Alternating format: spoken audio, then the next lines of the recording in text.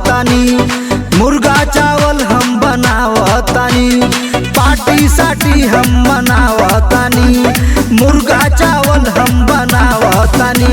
सब मिल के कहब हेलो डियर।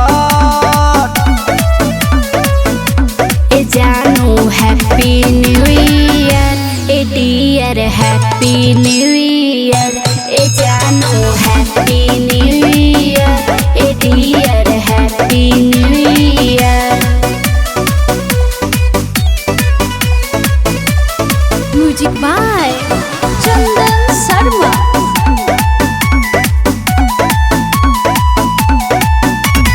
गाना बजाना है, धूम मचाना है, यारों के पार्टी में आज बुलाना है। अच्छा सही में। गाना बजाना है, धूम मचाना है, यारों के पार्टी में आज बुलाना है। किनके लाए हैं दारू बियर। ए जानू हैप्पी न्यू ईयर, ए डियर हैप्पी न्यू ईयर। ए जानू हैप्पी न्यू ईयर, ए dear happy new year. Music by Chandan Sharma.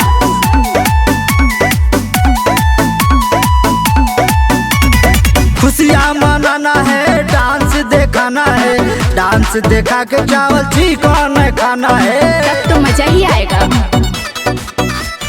खुशियाँ मनाना है, डांस दिखाना है, छपरा सिवान में गर्दा उड़ाना है। सारे भे के साथ कहे प्रेम प्रसाद आज क्लियर।